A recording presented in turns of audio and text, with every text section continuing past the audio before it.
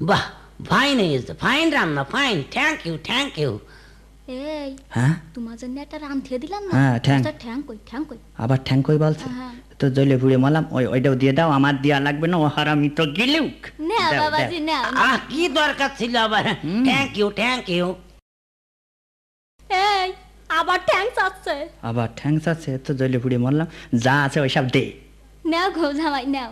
আরে কি দরকার ছিল এত এত খাওয়া যায়? এই তো ফাইন ফাইন, ও থ্যাংক ইউ, থ্যাংক ইউ। এই শুনছো আবার ঠ্যাং চাচ্ছে। আবার ঠ্যাং আছে, তো জলে পুড়ে মরলাম, কচু ঘেটু যা আছে দে। নাও বাবাজি নাও। আবারও খাবো কচু? ও thank you sweetheart my mother, ও থ্যাংক ইউ, থ্যাংক ইউ। এই তুমি শুনতে পাচ্ছ না আবার ঠ্যাং চাচ্ছে? ঠ্যাং আছে আর তো সহ্য করা গেল না। এই হারামি, এই শালা, নিজে হাতে দবাই কইলে একটা মুরগি, এখন দুটো ঠ্যাং গিলে নিয়ে আবার ঠ্যাং কই না? আমার বলতেন? একদম চৈকে ধুইয়ে দেবো তোমার বিয়াদব। আমার বলতেন হ্যাঁ, শ্বশুর না, আব্বা? অন্য লোকের বলবে না।